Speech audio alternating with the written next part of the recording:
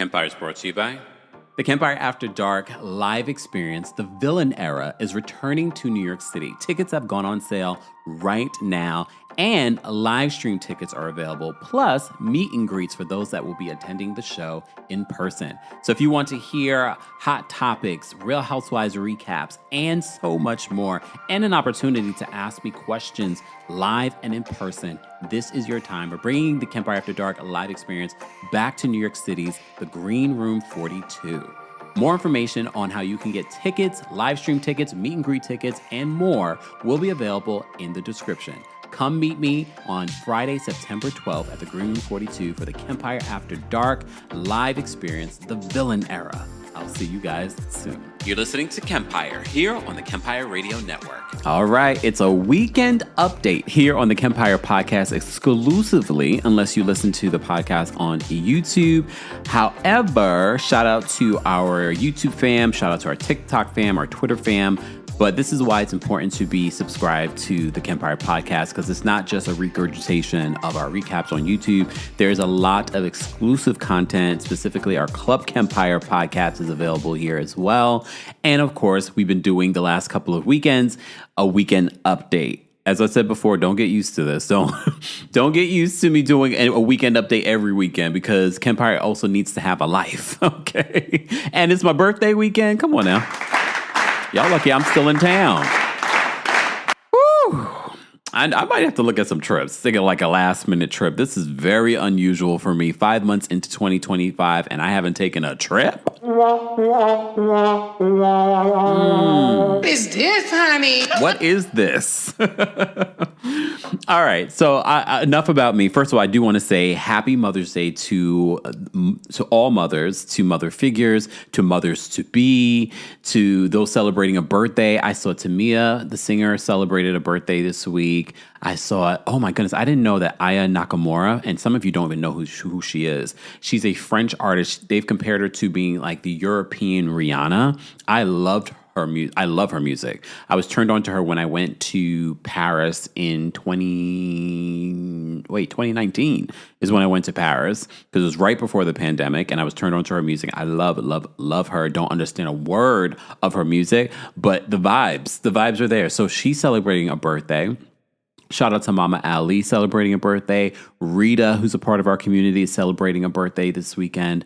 So happy birthday to anyone celebrating a birthday. It is Taurus season, so shout out to all of my Tauruses. Also, there is about to be a full moon on May 12th. So there's a lot of things going on this week. So if I act abnormal, you know why. But anyway, I wanted to start off by saying that our weekend update, since we did a Nene quote, I think it's important for us to talk about Real Housewives of Atlanta. So one of the stories that I forgot to talk about when we went live this past week, updating you on Nene Leakes in her interview with Cynthia Bailey, we're talking about just some things that were going on in Atlanta. So I forgot to play a clip where Drew was being interviewed, and Drew talked about the importance of Nene being on Real Housewives of Atlanta. Hold on, let me play this clip for you guys. Please and hold. Nene Leakes, you think of, I think when you think of Real Housewives of Atlanta, you think of Nene Leakes. When you think of Nene Leakes, you think of the Real Housewives of Atlanta. I feel like we are missing that voice. And that's a short clip. And look, I know there are some people that were like, oh, why y'all keep bringing up Nene? Nene's never coming back. Look, I was one of those people that said Nene's never coming back after she sued the network. However, they went into mediation. She's been working with the E! Network. There's a lot of things going on behind the scenes over at NBC Universal. I wouldn't be shocked to see Nene not necessarily return to Real Housewives of Atlanta, because according to my sources, she will not be, at least not in the immediate future, based on what I've heard from very exclusive sources. And I don't bring out my exclusive sources unless necessary.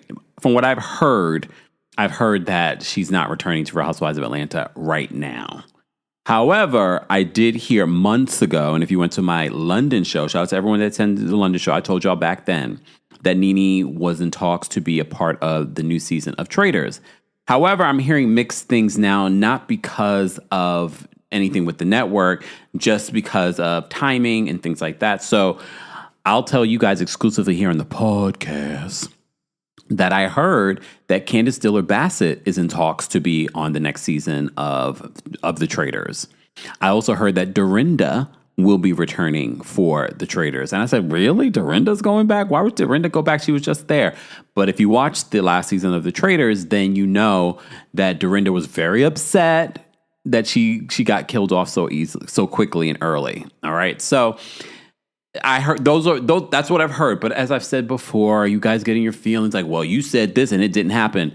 If y'all understand how contracts work and how the last season of The Traitors, there were so many last minute cast changes because of just issues. Even last season, and I can confirm this, that Kenya reportedly was in talks to be a part of the last season of The Traitors. And because filming for Real Housewives of Atlanta had started, that's the only reason why she didn't do it. Because remember, they were delaying the filming of Real Housewives of Atlanta to do this reboot. So when they decided, no, we're going to go ahead and start filming, that is what complicated Kenya being a part of that last season of Traitors. Word on the street, though, she would love to be a part of this new season, but they've already got their cast. Everybody, all of these reality TV stars want to be a part of The Traitors. For various reasons. It's a very popular show. And from what I've heard, I need to confirm this. From what I've heard, they get paid very well, even if they don't win. Just to be a part of The Traitors, they get paid pretty damn well, close to how much they would make if they won. And if you split it like Black Dolores had to split it, then it's not really that much money. And especially with how much they've had to split it for that last season, makes me think, no, I think Dolores was actually paid way more just for being talent than what she won. So that's probably why they react the way that they react when they win. They're like, oh, it's really more so to be a part of the game. You know what I mean? Since we were talking about Kenya, so there was this story. I've seen this story week after week, month after month about Kenya Moore Hair Care Spa not being open. And apparently this weekend, I guess they decided to talk about this again. And look, we've talked about this. We talked about Kenya's video that she did. She hasn't posted a video since in regards to the season, which makes sense if she just wanted to give her confessional. I think she could have done more content if she had recapped each episode from episode 1, but fine. And she recorded that video in her hair care spa. So there have been rumors, there have been content creators for more than months, a couple of years now since she finished it, that went to the location and the location was closed. So Kenya is in the news again because people are saying that it's not open, it's like crickets there. So Kenya, and I see that the Neighborhood Talk took down this story, but I got my screenshot of what Kenya's had to say in the comment section. Because Kenya in the comment section responded to this story at the Neighborhood Talk, because there was a woman that also in the comment section, I don't know if it was Kenya's burner or not, but she said that she has been there twice and she had just went there last week. So I don't know. But Kenya responded to the story saying, very reckless to regurgitate a false story. We are open and servicing clients when we are open. When are you open? Okay, so she then says, book today at stylesy.com/Kenya Moore Hair Spa, IG Kenya Moore Hair Spa. She says, I'm a proud self-made Black woman with multiple businesses since I was 17. Stop playing in my face. So, look, I don't know. I feel like if this place is open, I feel like we would see more videos of people like, I went and got a treatment at Kenya Moore hair spa today. And I don't see that, but maybe I'm just, it's an algorithm. So maybe I'm just not on that side of Instagram or social media. And look, I wish that she would post more about being there on a daily. Like, guys, we're open today. We're taking appointments, that kind of thing. And maybe she is. But again, that doesn't run across my timeline. I thought this was a brilliant idea. I never even thought of this idea when she announced that she was opening this hair spa. And it does have the potential to be actually a great thing, especially for her brand. Also, when you think about her being in reality television, if she didn't do what she did with the network, I wouldn't be shocked if they explored trying to do another Candy and the Gang, but maybe Kenya Moore and a hair spa situation. And I told you she needs to get that lady that used to be a part of the network and have her come in and help her. It's not an easy business. Getting in business for yourself is never easy. From restaurants to spas, whatever, it's not an easy thing to do. It's a beautiful space, but that's not going to make a business. There are plenty of beautiful salons. Look at Caroline Brooks over there in Real Housewives of Dubai. I heard things over there are a little shaky too. Has anyone gone over there to check if they're open?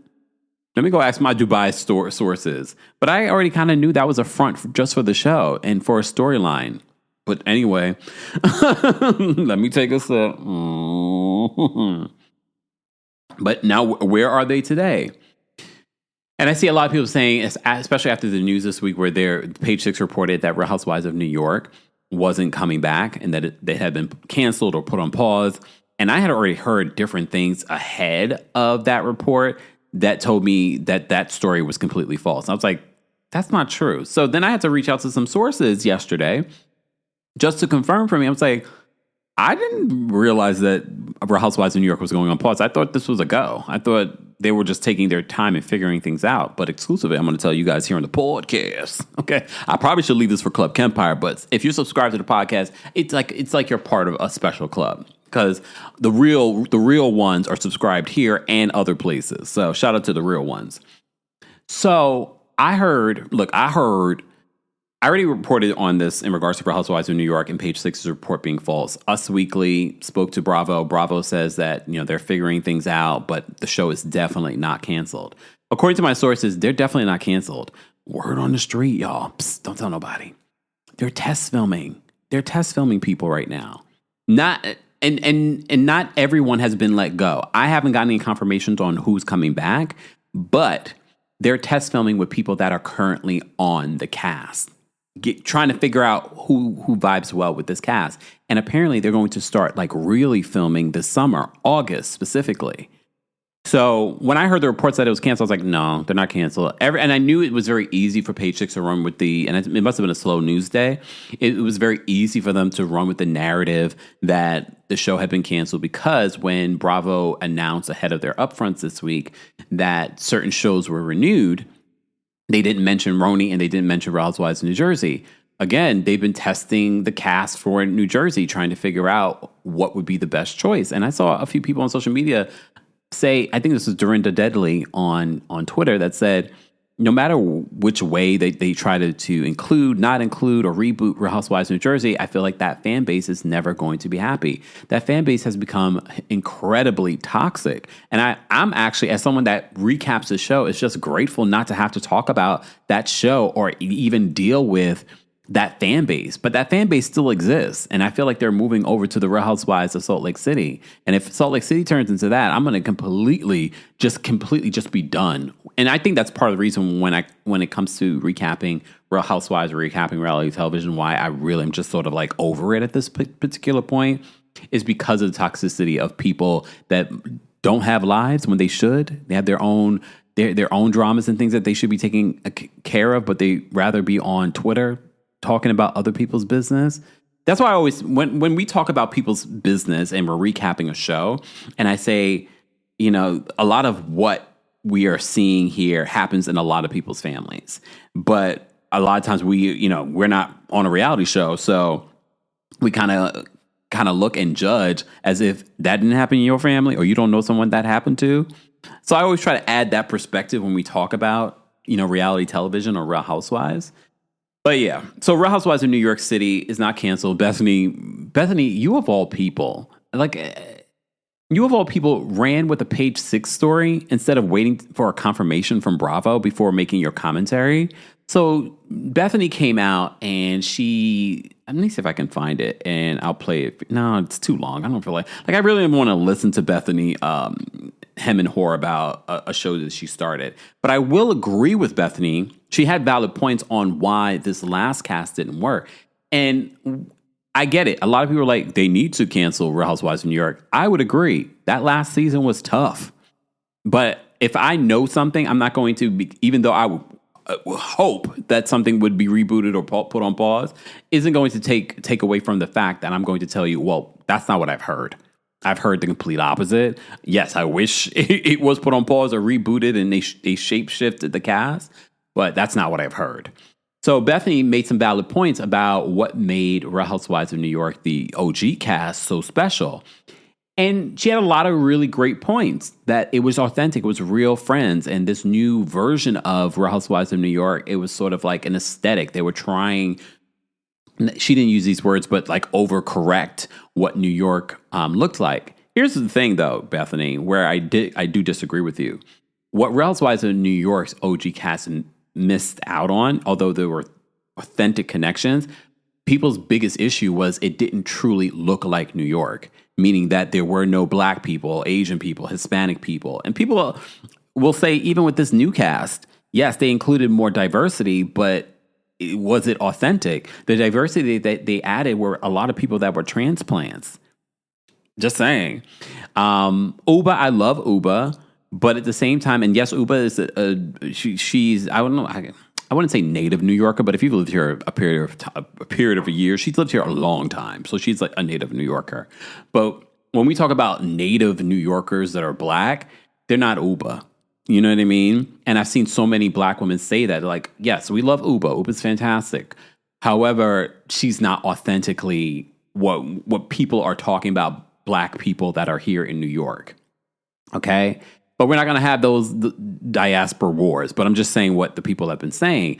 But other than that, although I like Uba as a person, I don't think she was a great fit for this show. Last season, we heard about Oliver. We heard about this. But it was not good. And then she was not fun on the trip. She was the reason why the first trip that they did after the reboot was lackluster, and she was the reason why this last trip was lackluster, along with everyone else. But I personally, if I was a producer, would not be bringing back Uba, but that's not what I've heard. I've heard Uba is coming back. Just saying. I'm taking a sip, y'all. All right. I say all that to say, that's what Kenya had to say on the Neighborhood Talks comment section. Speaking of Kenya, she also liked a post in regards to Porsha and what Angela Oakley had to say about Porsha on Dish Nation. And this is what Angela had to say about Porsha.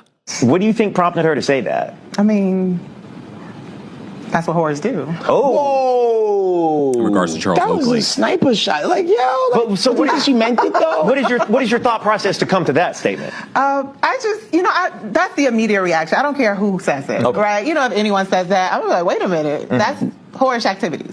So that was my immediate reaction. And I know she said she was inebriated and she was just having fun, but I don't have fun like that with my friends. I didn't like it. So when you go home, what was the convo like with Charles? He went off. She don't know me, keep my name out your mouth, all of that, because he didn't deserve that. Right. He didn't deserve first of all, he's not accessible. And for her to say that, it's as though, anybody can do it.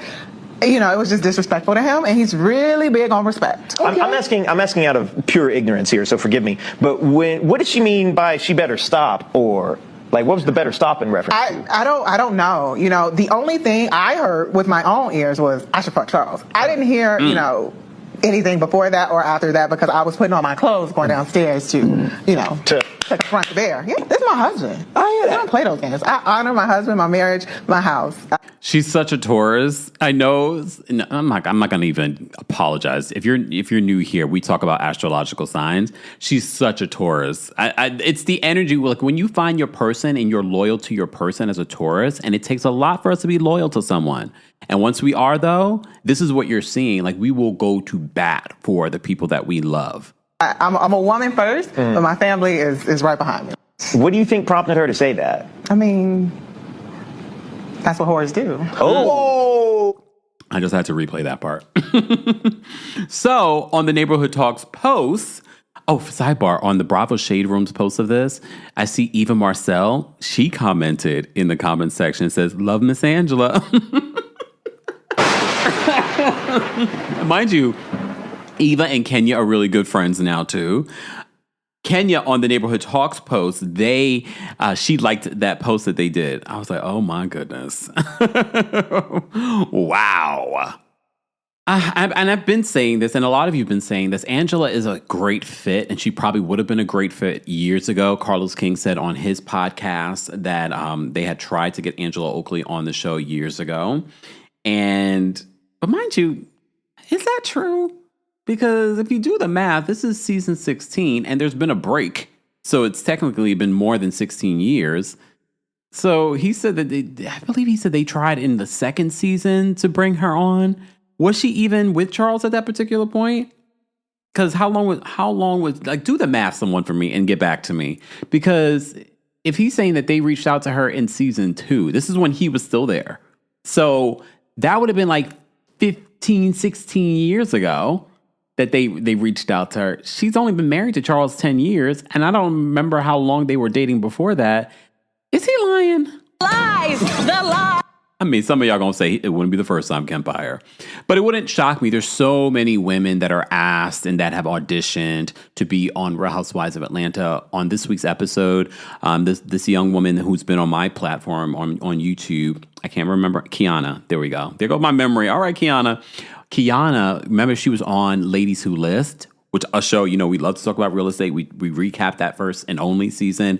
And then she called and we did an interview with her. And she mentioned that she had spoken to Real Housewives of Atlanta a few times in past years. So I feel like anyone and everyone has probably been considered for Real Housewives of Atlanta.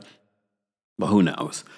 So that's what Angela had to say. And apparently Kenya agrees. Kenya is not a fan of Porsha right now, especially after that photo of Porsha hanging out with Britt Edie. So, guys, how are you feeling about this new season of Real Housewives of Atlanta? Like, I'm not hating it, but I'm also not necessarily loving it. If you get what I'm saying, it's still not as bad as Real Housewives of New York's last season. So I'm probably grading Real Housewives of Atlanta's reboot on a curve. But I do like Angela so far, and I do like Kelly. Kelly has thrown like 5 different events, y'all, this season. So for me, like, Kelly's always going to bring it. She's going to be the festive one. I still feel uncomfortable with Cynthia being with this cast of women, but maybe with some shifts for next season, it will change. Portia's giving friend of, and I'm never going to take away from what Portia's added to Real Housewives of Atlanta, but she's kind of boring. She's like mid this season. She's far more entertaining on her YouTube channel. Like, I'm going to give her credit. She's far more entertaining on her YouTube channel, but this season, and it could be because they signed up for Porsha Gobadia, not Porsha divorcing Gobadia.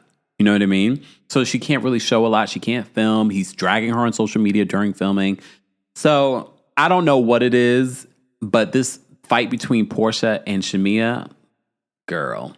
Shamia, I want to feel for you, but at the same time, girl, when people show you who they are the first time years ago, when she didn't show up for your wedding, believe them.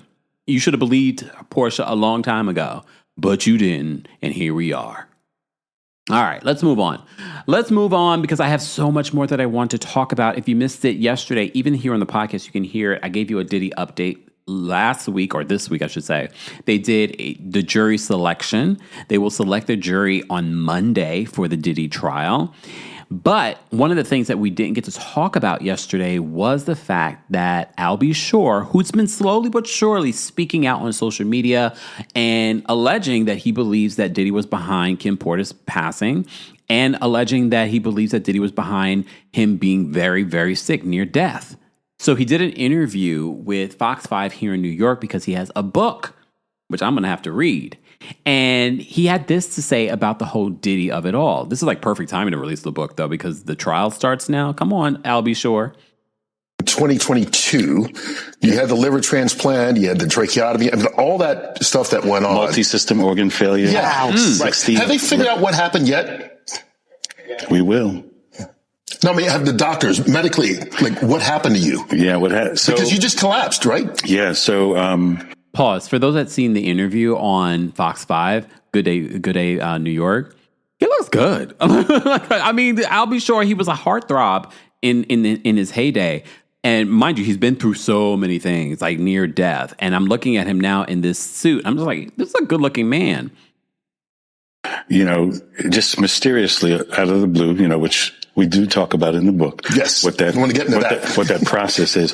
But, so it's been quite a journey. And as I said, even as it relates to writing the book, I went through almost, more than a decade of being scrutinized and clowned by law enforcement, them telling me, you need some help. Sex trafficking? Really? What's wrong with you? No way. Not realizing that they were also working for the situation. Because you were hinting, saying, posting. Yeah. I get calls, take it down or else, so on and so forth. But this is about Diddy, so let's be clear for everybody that doesn't know. Diddy, who's about to, his trial's about to start. Yeah, yes. They're selecting a jury. But you were on this train years ago. Yes, many, many years ago. I posted some information that was, basically trying to save my life. And thank goodness to my ex, the wonderful Kim Porter, the late Kim Porter, who, kind of warned me all along the way to, just kind of watch your back, so on and so forth. And I didn't understand why. Because of Diddy. Sorry, but I'm very just, I'm looking at him like, damn, I'll be sure still looks really good. His voice sounds really good. He doesn't do music, right? He hasn't performed recently, right? I need to see more I'll be sure. Like I feel like he could still go out there and do it and still be a heartthrob. Okay, I digress. Basically. Do you believe that she died of pneumonia? Absolutely not. Why? What evidence do you have? She was in the best of health. We just saw each other prior to her passing. We were actually celebrating our son's new Netflix Christmas special, and she was doing just fine. In fact, we were all at the event together at Netflix in the lobby. Sean, myself, the children, all having a great time.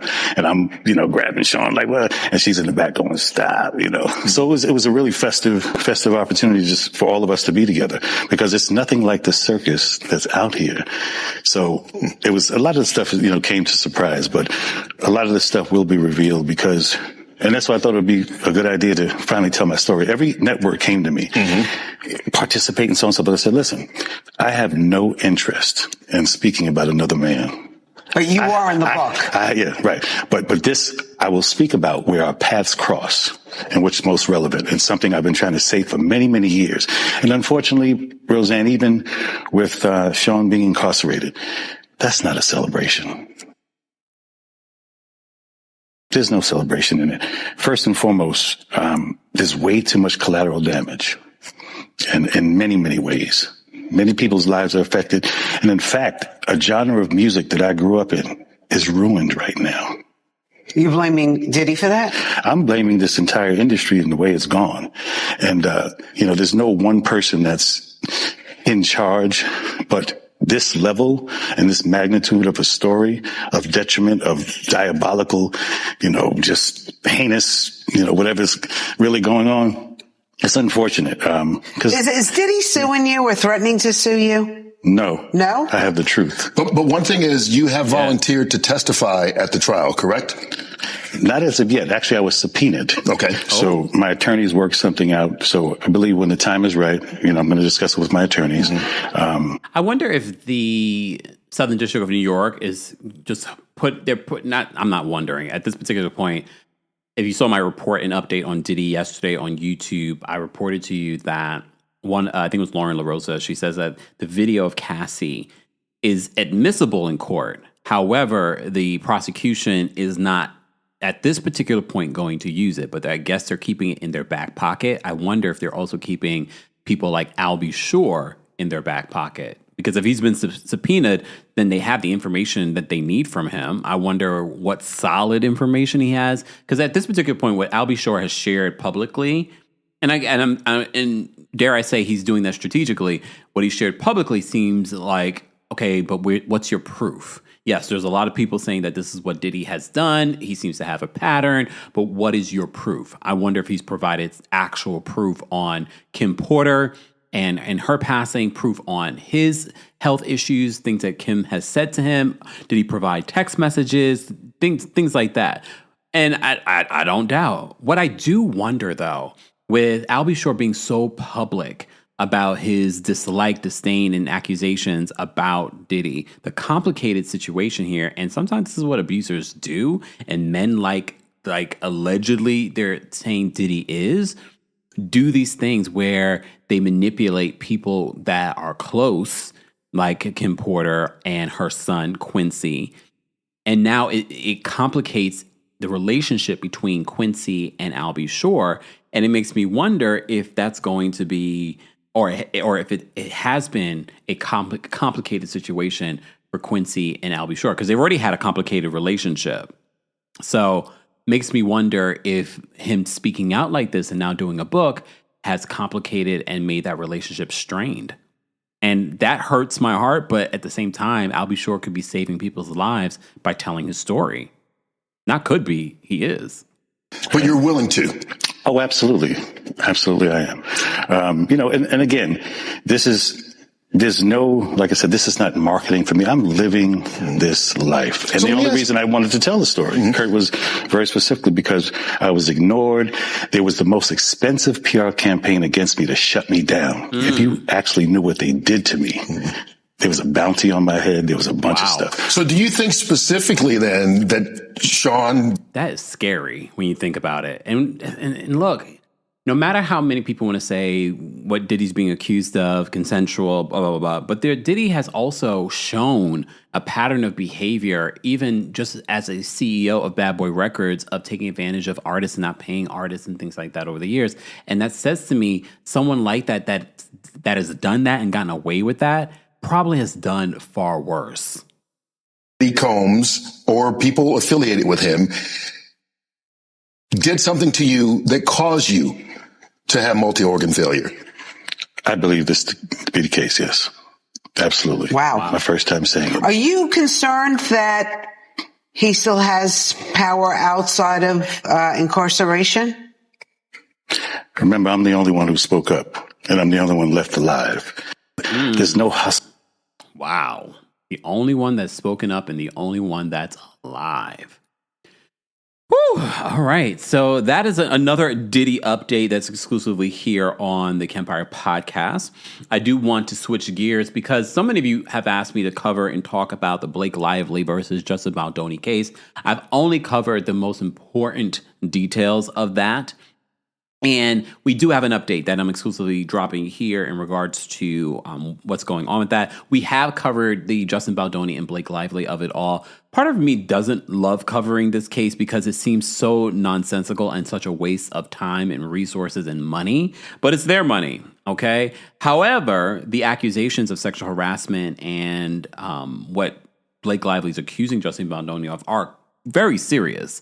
However, based on the media circus it's turned into is what turns me off in covering it. I'm not denying Blake Lively and her accusations or other accusations from other women. And I'm not denying that Blake Lively has been accused by other people of being a nightmare behind the scenes, allegedly.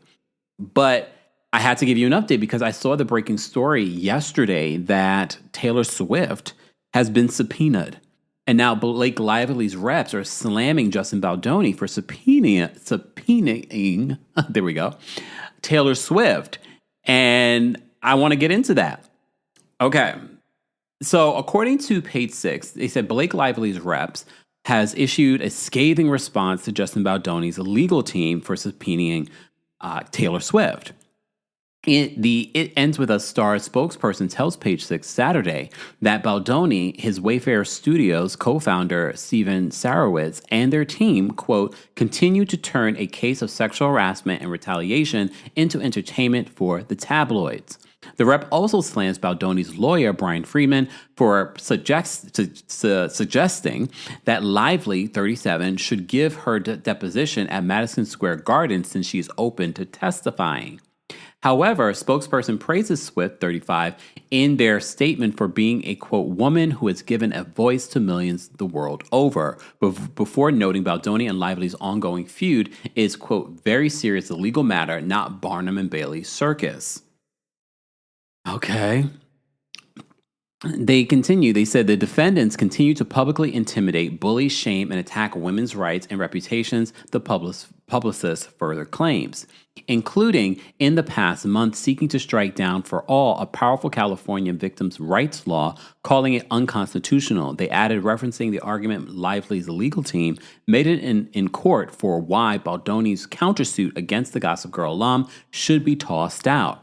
The rep concludes that the disturbing actions by a billionaire, men who made their careers as, quote, female allies, and their team continue to show their true colors. Page 6 reached out to Baldoni's rep for a response, but has not heard back yet.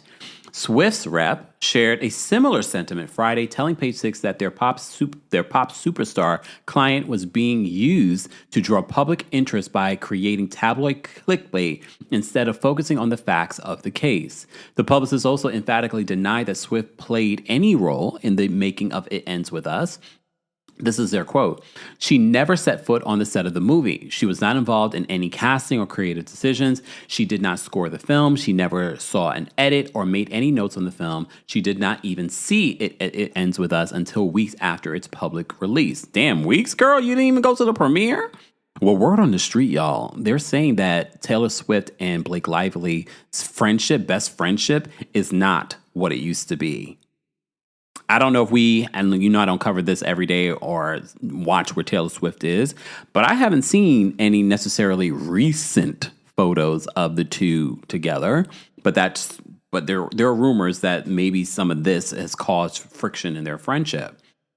So they said that It Ends With Us she didn't see It Ends With Us until weeks after its public release and was traveling around the globe during 2023 and 2024, headlining the biggest tour in history. Oh, Lord. I mean, it was, but it's like, damn. Okay. But this is what the reps are supposed to do. It's unclear where Swift and Lively's friendship currently stands following the subpoena. However, Page 6 exclusively reported in April that the Shake It Off singer's boyfriend, Travis Kelce, intentionally unfollowed Lively's husband, Ryan Reynolds, because of the legal drama. Because he probably was getting comments in his comment section. You know how these, between the Swifties and the people that are closely in this case, there's so many. There's the team Justin Baldoni's and the team Blake Lively's and blah, blah. I mean, I know you're probably thinking, there are Team Blake Lively's? There are. However, we don't know these people. So I find it so interesting when people are so team anyone when you don't know all the facts of the situation. I'm not team anyone in regards to this, but I do look at both of them like, so what happened here?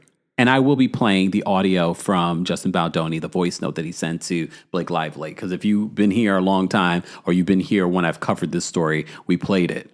I'm going to play it again because just because we can. So they said it's been long rumored that Baldoni's lawyers plan to subpoena Swift, though, and Friedman even publicly said back in February that deposing her would probably be a game time decision. Swift's name was first dragged into the legal battle when Baldoni, 41, hinted in his $400 million countersuit at how Lively allegedly used the Grammy winner's influence to assert control over their film. One thing and this is why I twerk on the fence when it comes to this story. One thing it does appear it did appear that Blake Lively came into this situation, which was a passion project for Justin Baldoni. It seemed that she came into this situation, both her and her husband, Ryan Reynolds, and they tried to wield power over this film, making script changes and changes that they actually included in the film. So it does make me kind of look at Blake Lively like, And when I play, and it's important for me to play the voice note because there are things in the voice note that make me go, oh, it seems like she's wielding the power, but because he wants her to be a part of the film, he's playing with it. Damn, that didn't even sound right, but I said it. Okay. So they said in court docs obtained by Page 6, the Jane the Virgin alum, that's Justin Baldoni, claimed he received a text from his former co-star in which she referred to Swift and Reynolds, 48, as dragons who protect her in all of her battles. The message was sent after a meeting they had over script rewrites. The message could not have been clearer. Baldoni was not just dealing with Lively, he was also facing Lively's dragons, two of the most influential and wealthy celebrities in the world, who were not afraid to make things very difficult for him, Baldoni's lawyers argued in the lawsuit. And didn't they get because, okay, don't quote me on this because I can't remember every single detail of every single thing in pop culture. But Justin Baldoni was dropped by, was it WMG that he was, or the talent agency that he was once a part of? He was dropped by them after these accusations came out. But they said it had nothing to do with the lawsuit. It was other things. And I said, what were those other things? And isn't Ryan Reynolds associated with WMG as well? I might be making that up. Or maybe he just has influence over there. And that was the real reason. Again, I haven't kept up with all the details. The actor-director is countersuing Lively after she filed a California Civil Rights Department complaint and subsequent lawsuit against him for emotional distress and sexual harassment. The Age of Adeline star alleged that Baldoni made inappropriate remarks toward her that were sexual in nature, walked in on her while breastfeeding, and made other women feel, quote, uncomfortable on set. She also claimed that he launched a smear campaign against her to ruin her reputation. Since they filed the lawsuit, there were all kinds of text messages, exchanges. Publicists are suing other publicists. Yeah. Baldoni has denied any wrongdoing, and his countersuit is for defamation and extortion. Their legal cases are set to go to trial in March of next year. So this is going to be a long situation. This is part of the reason why I have not delved or covered this story chapter and verse, because I'd be covering this every single day, every single week. And I'm not interested in these people and their reindeer games. Anyway, I think it's important that we play this Justin Baldoni 2 a.m. call. Hey, Blake. How would you feel if Justin Baldoni sent you? Some of you are going to be like, I wouldn't mind it at all if he sent you a 2 a.m. voice note sounding like this. 2 in the morning. Hopefully this does not wake you up. Whew. What's all this? Wow. There's so much I want to say to you, and I hope that we can FaceTime or see each other in person soon and get to talk more. But I'm just going to send you a few thoughts, and hopefully it's not going to be more than a few minutes. But I don't have the best track record. I don't think either one of us have the best track record for our voice memos. I want to start with an apology. Man, reading the second part of your message, my heart sank. And I'm really sorry. I for sure fell short. And you worked really hard on that. And the way you framed it and how that made you feel, I just want to say thank you for sharing that with me. That takes a lot of trust and vulnerability, and I feel really grateful that you feel safe enough to tell me that that's how you feel and share that with me, and I'm really sorry. This is why it's so weird to me that she's claiming that this was and I'm not saying that it wasn't, a toxic work environment where there was sexual harassment, but she's being vulnerable with him in this particular moment. And there's more that he says in this message that makes me look at Blake Lively like, wait a minute, is there a pattern here? And y'all already know I'm not team anyone, but it does make me kind of look at the Blake Lively side of it all. Are you trying to play up sexual harassment because you can, because it is the era of doing that? Again, which I detest, because it makes it harder for real people, real victims. And also, as someone said in the comment section, we were covering the Shannon Sharp part? I don't remember. It was another story. We cover so many stories here. But it's not only are you making it hard for real victims, you're also you're damaging someone's career and their name. I'm not saying that's what she's doing, but when you hear more of this message, it's sort of like, I f***ed up. That is a fail on my part. One thing you should know about me is I will admit and apologize when I fail. I am far from perfect. I'm a very flawed man, as my wife will attest. And and I'm going to f*** up. I'm going to say the wrong thing. I'm going to put my foot in my mouth. I'm going to piss you off, probably, but I will always apologize and find my way back to center. That is one thing I can assure you of. And I'm sorry I made you feel that way. That must have felt terrible. And So he's admitting something here in regards to what's playing out. So there is a little bit of an admission here on his side of maybe doing the wrong thing. And no work environment is going to be perfect. But if you're called out on it, and based on my knowledge of following this case, there were some corrective actions that were brought up early in the filming process, and they were made. For sure do better. That was not my best weekend, and I should have given it more time. And damn right, you got great friends if that's how you felt and they knew that. And we should all have friends like that, aside from the fact that they're two of the most creative people on the planet. The three of you guys together is unbelievable. Talk about energy and just a force, all three of you. But I just wanted you to know. He's referring to Ryan Reynolds, her husband, and Taylor Swift. I didn't need that because it's really good and it's going to make the movie sing like you said. And I'm excited to go through the whole movie with you. I'm just excited to spend time with you. I'm excited to be in your sphere and your presence and for us to share creative juices together, although that sounds terrible.